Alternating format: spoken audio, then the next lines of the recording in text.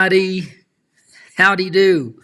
It's good to see you live from the mountain in Colorado, where we can experience all kinds of technical difficulties, but it is World Quilt Day, and although it looks like this is coming to you a little bit later, the good news is we are here, we are together. I cannot wait to share with you some good things. I would love to hear where you are from around the world. So if you are here, would you please just say where you're from, even if it's in one of the United States, but Canada, England, Germany, Australia, if you're up at this time of the hour. I would love to hear from you because it is World Quilt Day, and we are a wonderful community from all over the world. So please do pop in a hello from wherever you are. I'm going to spend just maybe 3 or 4 minutes before I get into my interview with John Cole Morgan. So I'm just letting you pop in now. But I wanted to tell you guys, I have been quilting like a fool recently. I am working on a major show quilt. I'm not going to show that to you today, but I want to show you this quilt. This is a quilt that first of all, I love finishing things. I made this quilt top maybe 15, 16, even maybe 17 years ago. I love it. I quilted it. It is now finished. It's going to be in the exhibit for my solo exhibit at the Rocky Mountain Quilt Museum this summer, running into October. So if you're in the Colorado area, please check that out. But this one is called Line of Fire. And I know there's all these cracks, but you see the one line, and it's actually a play on words. I don't care who you are, what side of the fence you are. Line of fire does not mean necessarily war and bullets coming at you. There are many ways to fight a war and many ways for bullets to come at you. So I think we are all right now in the line of fire. So that is a quilt that I finished. Yay, there's nothing better than finished. And then the next quilt I'm going to show you, I made this one start to finish recently for the exhibition. This is like 82 inches wide. It's a grand convergence quilt. Again, if you're just joining me, pop in where you're from because we have got people coming from all over the world today. It is World Quilt Day. Happy World Quilt Day to everyone. I call this one two-step because almost all of my grand convergences are, Bolero, oh my gosh, so many different dance titles that I've used over the past. Alamán, Saraband, which are old dances. But nonetheless, this is a fun one for me, revisiting one of my convergences from back in the day. So that's recent. I mean, this was in the last 4 or 5 weeks that I've done this one. And I pulled the next quilt top out of my drawer. I'm loving working on my Bernina Q20, and this one is all free motion on the long arm. But this is a quilt top that I think I made in the year 2002. So it's been that long that it needed to be quilted. So I just got busy doing some quilting on it, and you can see how I did the feathers on the inside of it. And then I also did some freeform feathers on the outside of it. So it's a cool kaleidoscope. That's been a fun project as well. And so you guys, that brings me to tell you a kind of a big announcement for me. I'm at a place in my life where I have a bed with over 250 quilts. Now, not all of them are mine because I've collected quilts over the years, but it's time to sell them. So if you're a collector, if you're in corporate collections or whatever, you might be interested. If you go to rickytims.com, this is my personal website, rickytims.com, you'll see right there under I'm Just Saying, the quilts for sale. There are a list right now of, I don't know, maybe 30 quilts that are available, but also I will be adding more. Not all of my quilts are going to be exorbitantly priced, but the ones that are on that page are many of the ones that are going to the upcoming exhibit, and they are more of my, I don't know, more important quilts, I should say. But if you are in the market, they're 20% off right now. So I am making quilts. I am still making quilts. I'm working on this massive show quilt right now I've never spent over a year working on a quilt. Usually I knock them out in 2 to 3 months, but this quilt, and I can't show you. So, but the good news is I have been in the studio working like mad. And just within the last 2 days, I've made a quilt from start to finish. I have to binding on today, and it is a 80 by 90-inch quilt, and I've done it in 2 days. It is not a show quilt, but I have prepared it for upcoming tapings for new episodes of The Quilt Show for thequiltshow.com with Alex Anderson, and I'm looking forward to that. And I can't show you that one either because I don't want to show it to Alex. And Alex, I know you're watching, but you can't see. It's a secret, okay? But nonetheless, I hope you've been quilting. I think it would be awesome if you guys would post in the comments today what you're working on or your most recent finished quilt or a quilt that just has a good story behind it. Since it's World Quilt Day, I would love, love, love to just see tons of images down below telling your story, showing your quilts, whether they're baby quilts, wedding quilts, anniversary quilts, or if they're just quilts for fun, whether they're quilts for on the wall, whether it's a quilt that you almost gave up on and you kept going to the finish line. I think it would be awesome to see those. Today, everybody, is World Quilt Day, and as a result, I've had a great experience over the last few weeks getting reacquainted with John Cole Morgan. And the story that I'm going to share with you, it's really worldwide. This is something that I want you, stick with us through this live because you are going to be inspired by what John, his vision, what he's doing, the people that are benefiting, and the creativity. So I did an interview with John just a few weeks ago. I'm going to show you that first. And then there was an exhibition in Scotland. Then we're going to come back and revisit about that. So let me get right into it because it is a little bit long, but it's long in all the good ways. So take a look at this. Hey everybody, I'm so excited to be doing this interview today. This is John Cole Morgan, and John is from England. We are indeed from freezing cold England, but I think it's still a bit warmer than where you are. For a change, England's got better weather than somewhere. What part of England are you in?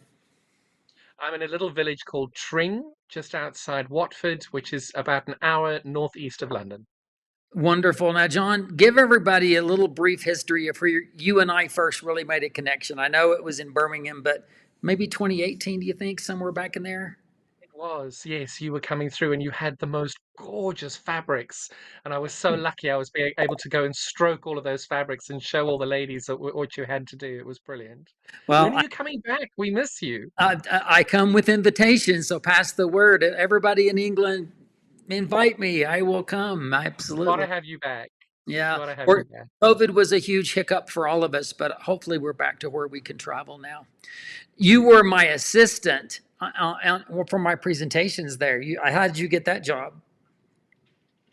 I like volunteering, and I think it's important that because we've got amazing volunteers at festival, and I think it's important that especially with people having repeat performances each day, you get the same person that you know what you need, we know what you need, and you get everything it just goes more seamlessly.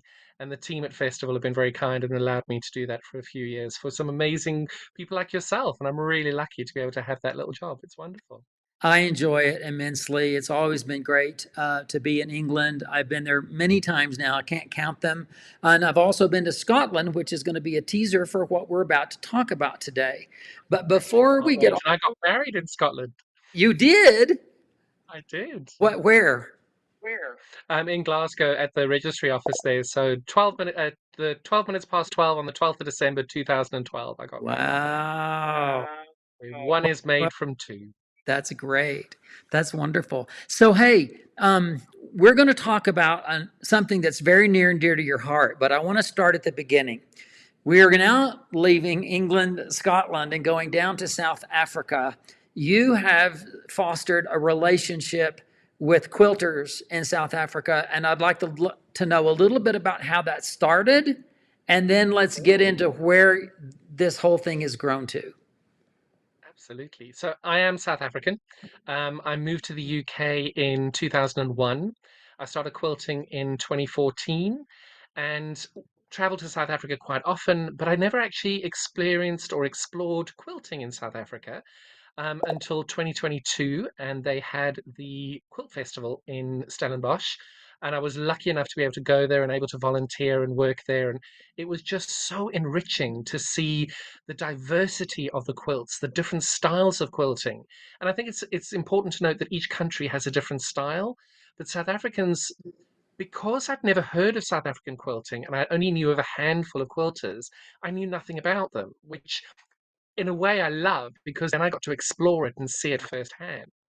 And then having developed friendships and worked in the community and done some volunteering there, I decided that I wanted to try and build a project where I could get every person who could make me a miniature quilt, because miniature quilts are not difficult to do, 30 by 30 centimeters, just over 11 inches square. I then put the word out asking if everybody would like to make a miniature quilt, and I was overwhelmed with the support on it. It was brilliant. So in come the festival in 2024, we had 292 quilts donated. It was extraordinary. That's wonderful. So you're just putting the words out. So in South Africa, first of all, I do want to say I've been to Johannesburg for a Yes, quilt festival that was there. It was a fantastic event. But they still speak of you. I had such a great time. But are there kind of like what we experience? Are there guilds, local guilds in different towns and cities? How does that work? So very much like what you'd have in most big countries, and you'd have them broken down into individual areas. So I belong to the KwaZulu-Natal Guild as well as the Cape of Good Hope, Good Hope Quilters Guild. So I belong to two of those guilds, and you get different activities. You see what they're doing. You can do them online. You're part of the newsletters, and it's like most of the guilds here as well. Very tight-knit communities, really supportive, and it's just been really special to build those relationships. And the great thing is the diversity of talent because we've got award-winning quilters like Claire Wallace, Annalise Littlefair. We've got these amazingly talented people, and Tilly Dahada, and please forgive me, Joy Clark. There are hundreds of them, loads of really talented people. But you've also got people who are quilting for the first time. I've been so lucky. I've got a handful of people's first quilts, and they've been able to donate them to this project. So it's been really enriching to have that huge scope of really talented, well established quilters with brand new quilters as well. It's been wonderful. All right. So to let everybody know, you have now requested these small quilts. You've got well more than 299 now. It's what, into the Yes. 400s? Yep. Yeah. Well, so for the project both sides, we've got about, I think it's about 470 in total now. Yeah. And so it has really exploded. But the purpose for this is to bring awareness of South African quilting, but you're also helping, you're providing a charity and helping different organizations that have grassroots self-help programs, so to speak. Is that right? Indeed. So, Because I think most quilters, as you know, are so giving, and what they make, they'd love for it to be used for an additional purpose, and that was what was so special. And the terrible thing about South Africa is that there is such enormous need, but being able to create support for people who are learning to sew, learning to quilt, learning a skill set is, I think it's much more important than donating money is important, don't get me wrong, but I think it's important if you can help build a skill, then they can help other people. And South Africans are very good at helping one another, so that if you learn something, they'll teach somebody else. So it's that oral history between and the oral learning between the people, I think, is really what's so special about the South African community. And that then brought another little prong to the project is the oral history, is hearing the stories about the quilters. So for myself, I'm a terribly nosy person. I want to know about everybody. I want to know their story. I want to know where they come from. I want to know what started them into quilting. So that then got the interview process doing. So everybody who wanted to, that donated a quilt, I was able to interview them and find out the story and find out what the quilts were about. And that to me has been in many ways more special to me than actually having the miniature quilts, because hearing the stories and having that connection and talking to somebody about quilting, that you don't really talk to people about your quilting journey. You don't tell people how you started. You don't say what you love, what you hate, what you suggest. You don't do that as a normal course. So being able to have that conversation with people it's really quite inspiring and lovely to have. And So then in doing that, the charities came along. And these amazing women are doing so much incredible work with these grassroots communities that it's just been very, very special to be a part of. So I want to kind of let everybody know that you and I are going to be visiting twice. And this, I'm filming just at the beginning of March here, but this weekend there will be a show in Glasgow, and I'm going to come back and visit with you where we're going to see these quilts, we're going to see them on display and all of that. But today I want to focus on those charities, okay? So tell me about this first group, the school kids, okay? Well, Candace is the one who sets this all up. She works with the kids every week and she's just so inspiring with what she does with them. Now you've got a video here with Candace, right? So tell me a little bit about Candace. Is she there at the school? Is this a part-time? Is this a volunteer? What is this? It's a volunteer role that she does every week, and she's there every Tuesday. She's working with the kids as much as she can every Tuesday, and it's really been very popular because most of the kids only come in on a Tuesday when they can because it's the most fun class for all of them to be in. So let's hear this in her own words, okay? I have joined a school which is local. It's about 3-4 kilometers from my home, and I go there once a week to teach young girls, and there's 2 young boys who are all physically or mentally disabled. So it's a SID school, so a severely intellectually disabled school. In the past year, there were 14 children that started the process. Unfortunately, they fall by the wayside due to the fact that they come from very rural areas, and they are they're impoverished, and the conditions they live under is horrific. But they live in houses where there's no electricity, there's no things like that, but love coming to school. And in our class, the attendance went up dramatically every Tuesday because it was sewing day.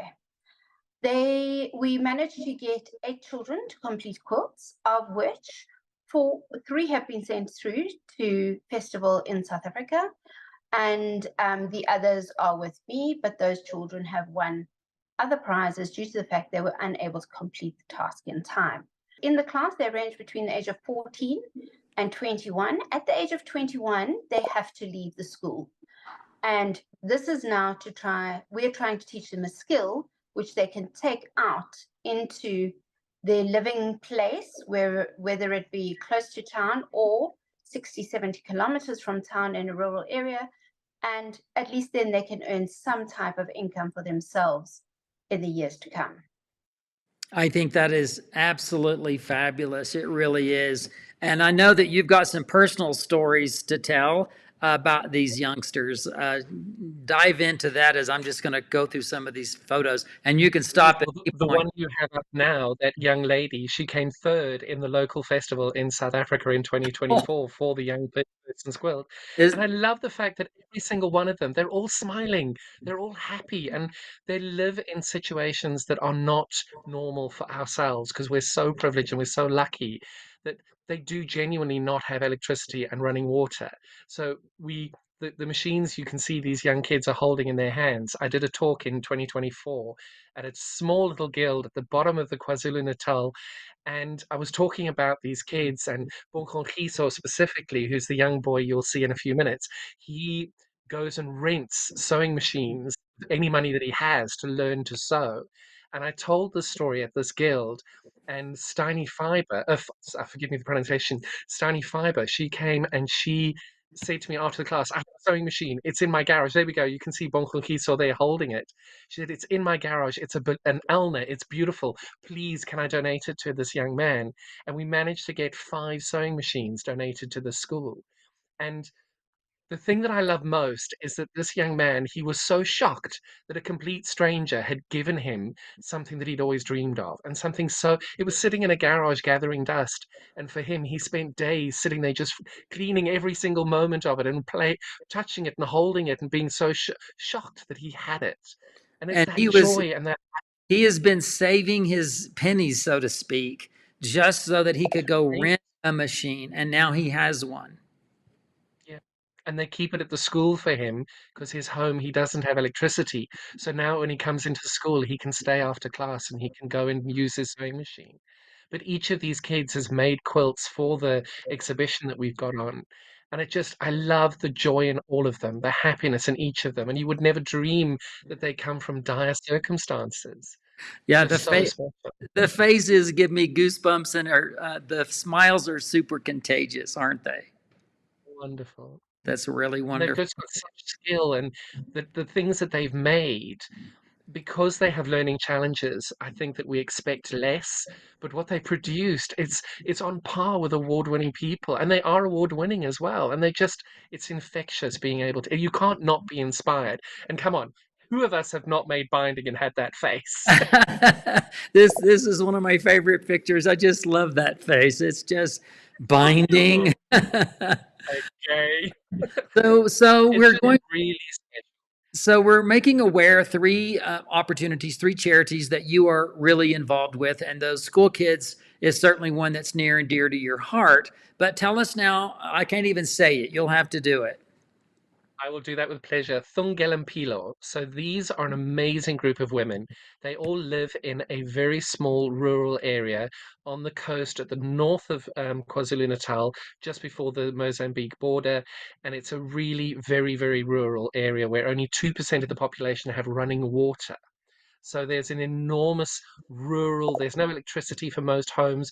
And all of these women have they've come to live together in this community, and they now do embroidery work, and they stitch together, and they create these incredible pieces, which you can see the ladies there, and they're busy making luggage tags, and then they're Uh, able to sell the luggage tags to be able to then do it, or bookmarks or cards. But they then also are lucky enough to be able to make these monstrous, huge pieces that tell the most incredible stories, and the detail that they get into. So the piece you have there, that is an enormous wall hanging that they've created about their lives living in rural areas. and this And is not. it It's just not painted. It's not painted. it's all stitched. Oh my word! And Give there's you a an idea of scale, that's six of them standing in front of it. And right. again, the smiles, the joy, the happiness of these women, it's infectious. You can't not but be inspired by these amazing women. And the challenges that they face are very real. And rural life, I don't think, is easy for many people. But can you imagine 2% of the place have water, and they're able to make a backdrop like that with thread? I can't Right. do that. I No, can't do that with a machine. and this is handwork primarily, right, or only? It's all handwork. Right. Oh my gosh. And we've been lucky to have three pieces from them in our exhibits as well. And oh, it's just every time I look at the movement in the thread that they've used to be able to the way they put the stitching in, the talent is extraordinary. And of course, being rural, where you don't have roads running through it, and they don't have a huge cell phone community, so they don't get online very much, it's very difficult to find them because of the amount of, the rurality of it. Forgive the word of the wrong use there, probably. Yeah. But Now it's just they're so isolated. this is a picture frame, right? It is. Yeah. Oh my gosh. And bookmark? The bookmarks, yes. Oh my gosh. But I think every piece just makes me smile. And that is obviously a depiction that most of the women in their town, they have to go and fetch water every day. And for us, we're so privileged, we just turn a tap on. We don't even have to think about it. And literally 2% of the entire village has running water. They have to use water tanks, which is provided by amazing charities over here as well. But our focus is to try and find a way to enrich their continued progress to be able to create amazing pieces like that. It's just That very, very, it's humbling for I don't know about you, but I feel really humbled when I see work like this that has taken months to create. Yeah, and I mean, and it's beautiful, but it's folk. It has style. It's telling stories. It's documenting history. It's fabulous, just fabulous. This And the is cushion there, for example, obviously HIV and TB are terribly prevalent in communities like this because of the nature of their isolation. It's really difficult, and it's the majority of people are affected by it in one way or another. But Yeah, then you get the tree of life that they've created there, and it's just you can't not smile when you see something so intricate. I agree. And I then, love this photograph. Is it just not incredible? yeah, and just the detail and Amazing. needle and thread, changing lives one stitch at a time. So, Definitely. all right, so let's talk about, I'm not even going to try this one either. Because I got this wrong as well. I've been out of Africa for too long. This is Kaiskama. So again, another community that all live together, and they have various arms where they recruit people to come and work in the music arm, the art arm, and they do embroidery like this. But it's again like Thungelampilo, they create the most incredible pieces. So talking about their lifestyles, and it's all such a community feel with it, and you can see everybody just lives together, and they've got this amazing environment that they do. Can you imagine stitching in gorgeous sunshine like that every day? Right. Well, It's no just wonder the so smiles. enriching. No, I have to believe, I mean, we're talking about, I don't want to say underprivileged, that's not quite the right word, but they live in an environment that is far different than most of us, but they embrace it because they don't look depressed. They are But I got, think I think South Africans, by their very nature, are incredibly positive people, and we're always trying to look at the bright side of things because things are really hard. But it depends what you try and focus on, and I think they find their joy in stitching and creating. The lady you see on your screens now, this is Veronica Botani. Now she is standing next to Cyril Ramaphosa, who is the president of South Africa. Now Veronica is what she calls an arts ambassador for Kaiskama, and she's been able to travel to Germany and around the world and to the UN to be able to promote the project and show people how the art that she creates through stitching has changed her life because she's HIV positive and she okay. lives in this community with everybody as well. And that's where they stitch. That is their art project. That is how rural it is. And most of us pay to go on holiday to live in an environment to look out on a vista like that. Yeah, And this real. is where they stay. I And love the it's, gods. Just part of life, right? Oh it my is. gosh, And look that at then shows the scale of what they make and how incredible it is. that is just stunning. I always feel speechless when I see their work because here you can see the floor hasn't been painted in decades, but it works, and that houses all their pieces, and they put them up, and they work together in this community, and it just everybody is enjoying what they're doing. And I think it's inspiring just looking at it, that piece in front of That's you there. Look, you've huge. got four people standing there, and how enormous is this piece? And Yes. they create it because a lot of the things they create are commissions. So they'll do that in conjunction with people who've requested things. And this is them all stitching the pots that they did for me.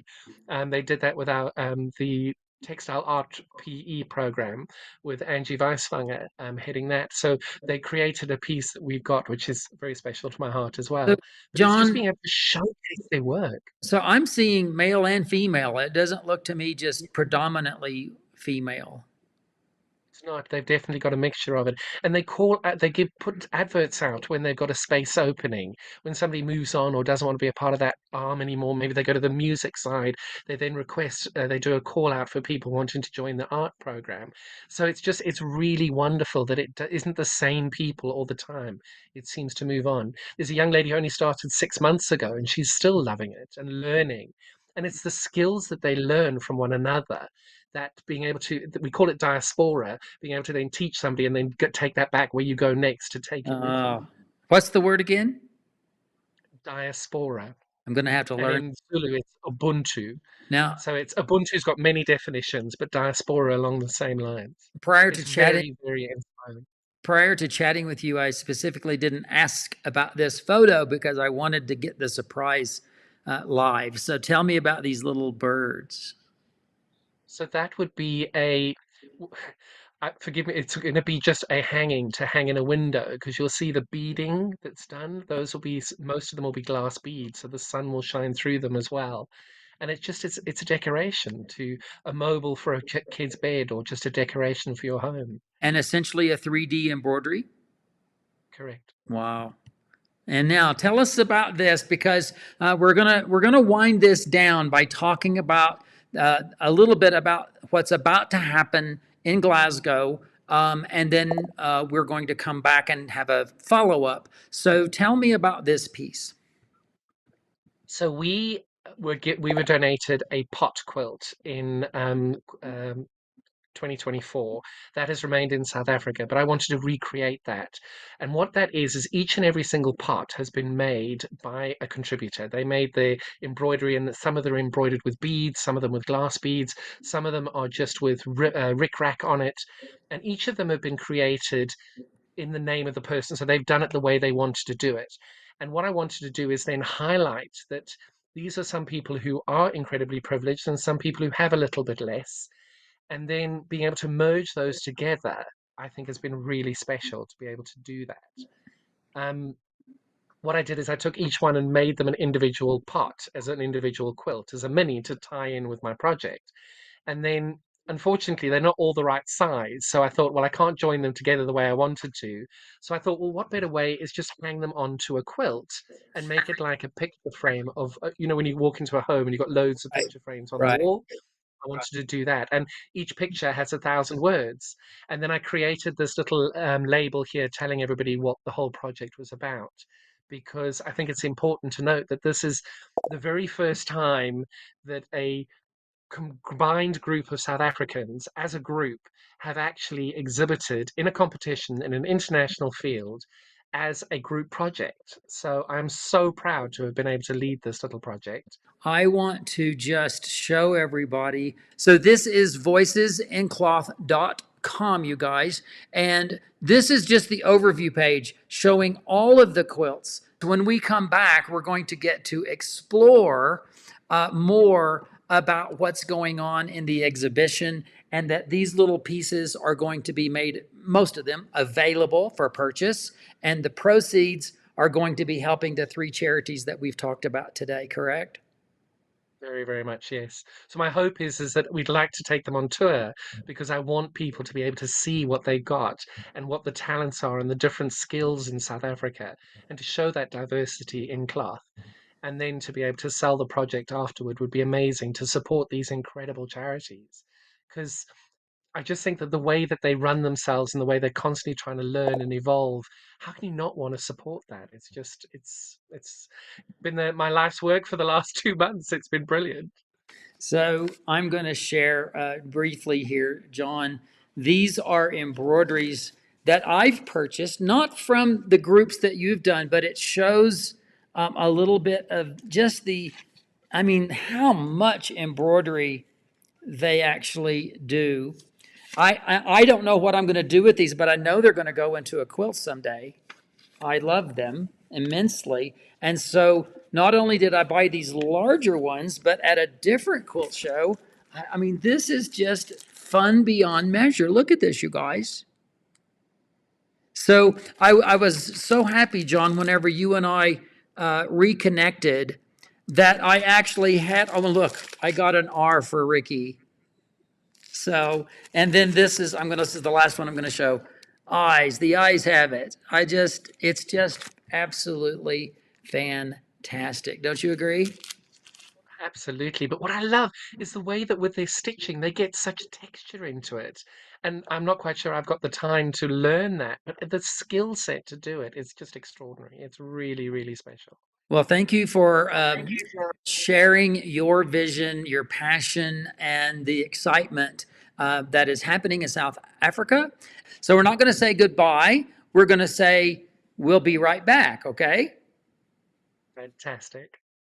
And we will be right back, you guys. So I just see that Angie said the birds are part of a recycled workshop I did with Kaiskama to teach them how to make and use an embroidery on paper cloth. So we made bird mobiles as samples, the fabric and glass beads. So, truly, I'm so happy that Angie's watching right now. And also the fact that John has now been able to exhibit this. One of the things he said is that he hopes the exhibition will travel. In the event that you might have connections with an opportunity, you're about to see the exhibition. You'll see that it is amazing, but it's also not taking up a huge amount of space. So I want to pop over now. This is the follow up on how all of these wonderful quilts have come into his hands, and they are now being seen by the world, including you today. So take a look at this. All right, so John, a little bit has transpired since I last chatted with you. The Scottish Quilt Show, is that the official name? What's the name of the show? It is indeed, and it was their 10-year anniversary this year as well. And how many people attended this show? 11,500. It felt like more, but 11,500 is the official figure. That is amazing. I mean, seriously amazing. I want to go so bad. So is it always in March? Because I think I may have to put this on my list. I have to say, March is not the best weather for Scotland, as we all know, but I think there's 2 a year, but the main one is in March. But we'd love to have you. We've missed you. Been far too long. It has been too long, but I can bring a couple of jumpers and stay warm, right? And they sell really great jumpers here as well. I realize that. So for all my U.S. friends, that's a sweater, okay? But we call them jumpers It is. over across the pond. All right, so John, I want you to tell me everything that you can about this. I'm going to pop over to the videos and images you gave, so we can just talk while people see what's going on. Okay? So this was the main outer wall of our booth. I took a leaf from the Americans. I think we're so patriotic as well as you guys. And I just loved the fact that I could get bunting and we could get flags because it was just so special to be able to highlight all of South African quilters here as we did.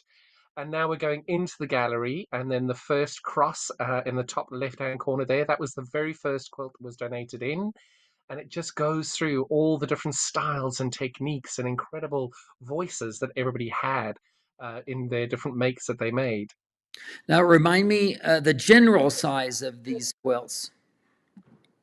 So ideally, it was suggested that it would be 30 centimeters, roughly 11 inches on its longest side. Everybody's 30 centimeters was slightly different to the person next to them. So it's roughly around 12 inches was the guide to where it was. But we hung everything that came. You'll see there's that beautiful red dress in the background there as well. That was one of the bigger contributions we had. That was a replica of the red dress that was shown in South Africa in 2024 at their quilt show. But what the ladies did when they made this was a group project. They actually stitched it onto patterns and onto paper. So the dress is all made of fabric, but the actual product that it's stitched onto is actual old patterns and newspaper articles. It's an extraordinary, extraordinary piece, this, made by Candice Donaldson, who you know from our charity that we're running. Tell me the significance of this dress, okay?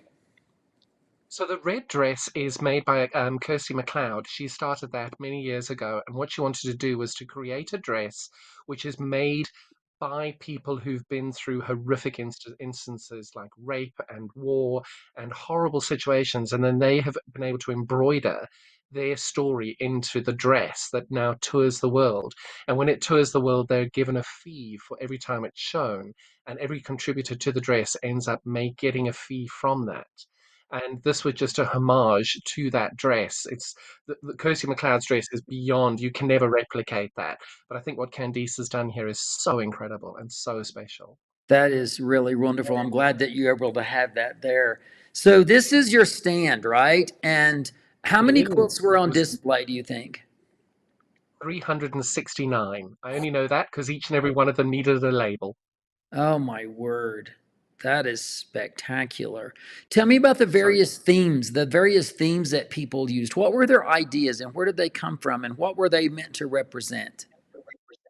So there was no rule on it. It was a case of I just wanted their voice in a miniature quilt. So they are so varied. Like you can see just on the left-hand side of the screen there, I'm positive, are you? This woman wanted to promote the positivity that she always feels. But then if you look at another one, you've got an African face with that beautiful headdress on the towards the middle and the right of your screen. Yep. Every single quilt was different. We had a lady who felt very strongly about feral cats and she wanted to put her voice in. So hers was about cats. And then we had another one who was the loss of a child. She lost her child. And it was just every voice was so, so different. And that was what I loved about the eclectic nature of it. And each As one of them was so different and so unique. as I'm looking at this particular image, I'm noticing a lot of them have pots, and a lot They of do. them have female heads with the headdresses. I see that as well. They are indeed. Now, those were from Kaiskama, Thungel and Pilo, and the school that we're trying to use as our charities. They felt so strong they wanted to be heard and be included in it. So basically, that wall is pretty much most of the people from the charity, and each Okay, voice, which is what was so special. That we had Bonkongiso doing his, we had all the girls in the school doing that. So sort of the middle run of that line, you'll see that they've got those beautiful African images there.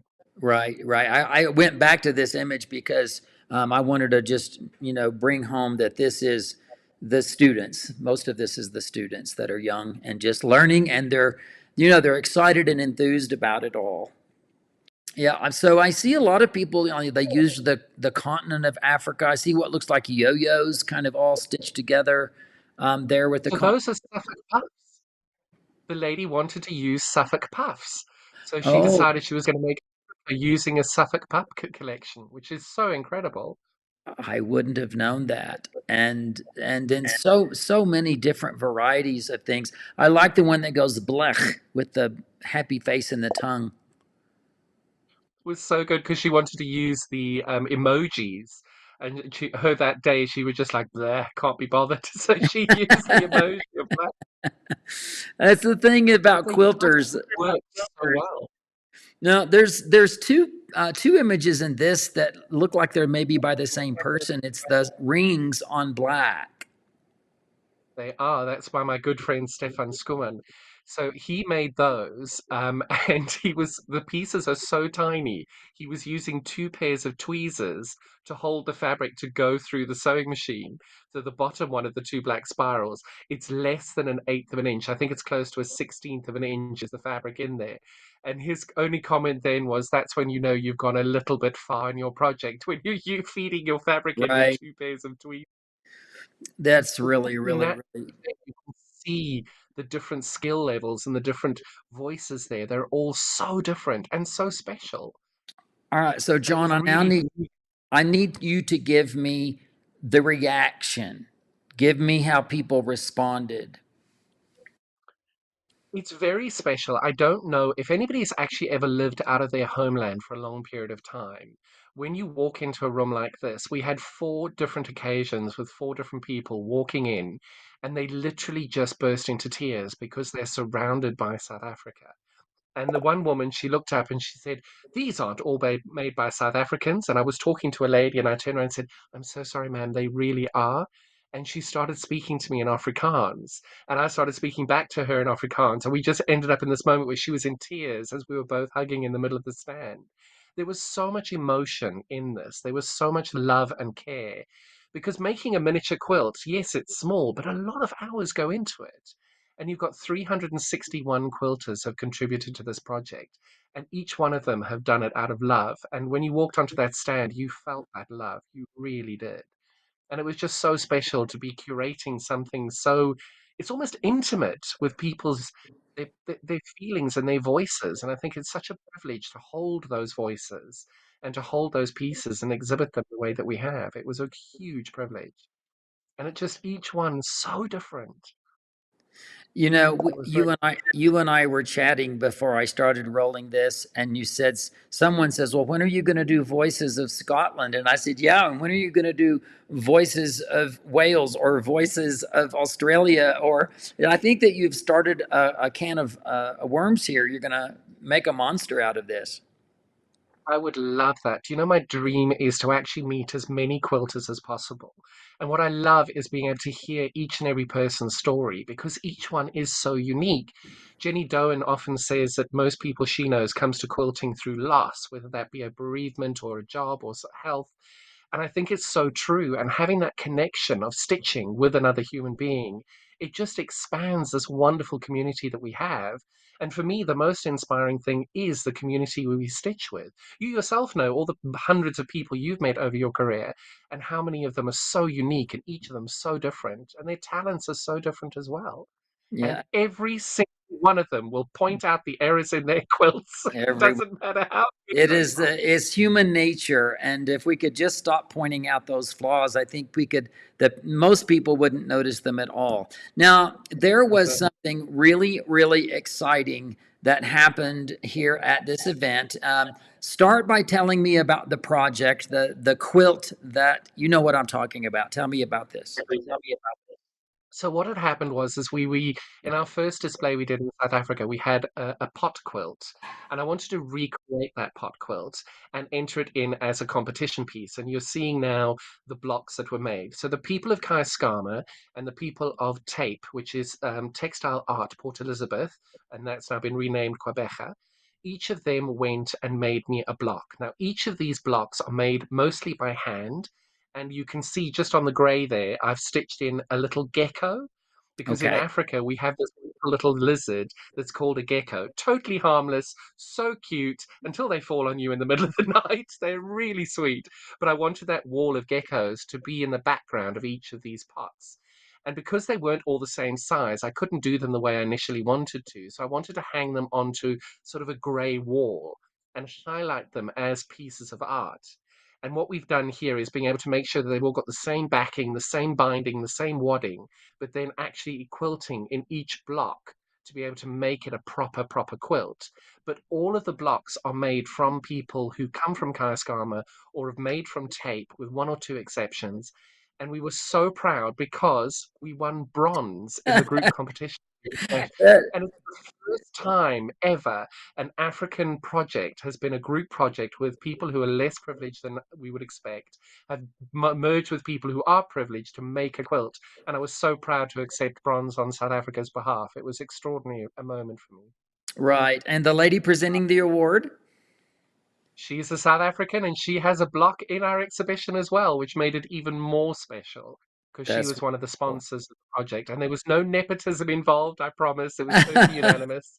But being Well, able to have a bronze award for South Africa is just an extraordinary thing to have. It's very for all the special. hard work that you've put into the project to bring awareness to help people, the best thing is just to have a little caveat at the end and have that to acknowledge the work of the quilters in South Africa. I know you were very proud of that.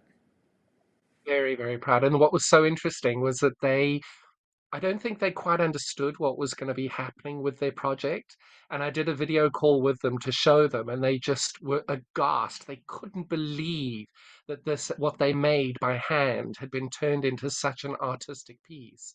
And the fact that 11,500 people potentially saw that, they were blown away. They were speechless because they come from the tiniest of communities, and they can go weeks with not seeing anybody outside of their little community and the things that they're making. And I think that's an important lesson, that what you put out into the world, you don't quite sure who's going to see it or where it's going to go, but just keep doing it because it's so special. So I want to remind everybody, voicesandcloth.com. If you've got any questions, if you want to know how you can help, if you are interested in perhaps someday when these become either auctioned or purchased, that will be available. But I also want to say how exciting that this is happening on World Quilt Day. So you've brought some wonderful insight to us from another part of the world from most of us. And I love the fact that you live in England. The event was in Scotland. The quilts came from South Africa. And I'm sitting here in the USA having a chat with you. So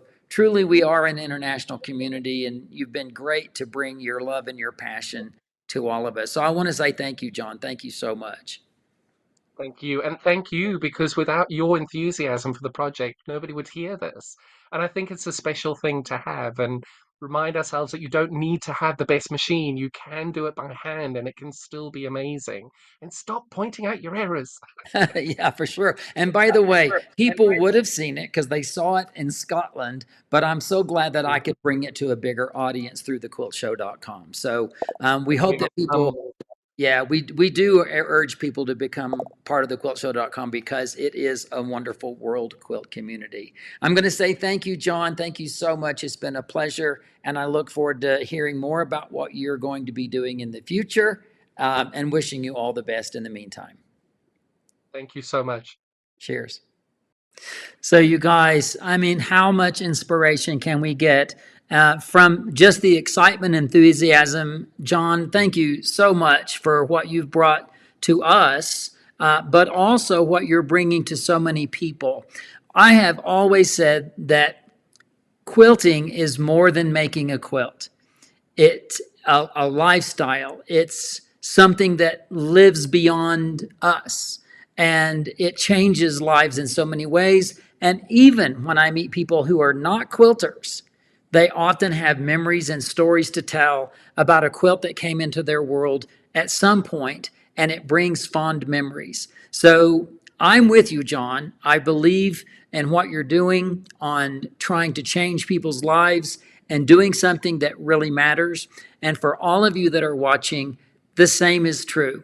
Every stitch that you put into your quilt matters. You're stitching your story, you're stitching your life, you are stitching wonderful things, whether it's triumph or tragedy. Your life is in that quilt. And when you look at it in the future, all of these things in your life that happened while you were making the quilt come back to the forefront.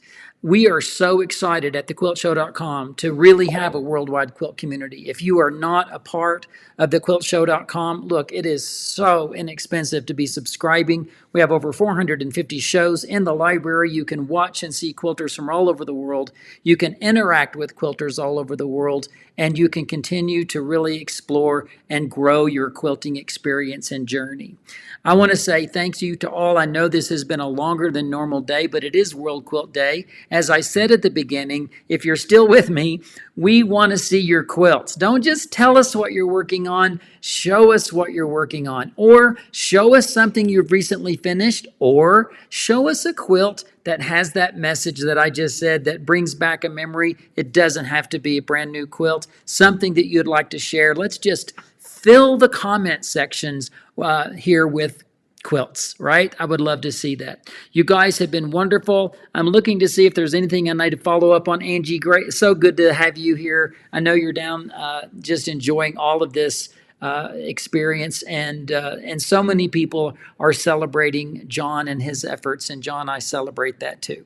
So you guys, I'm going to say goodbye. God bless you all. Happy World Quilt Day. I'm going to continue quilting. I've still got some things to do today, so I'm really spending my day with you and with quilts. All right, you guys, take care.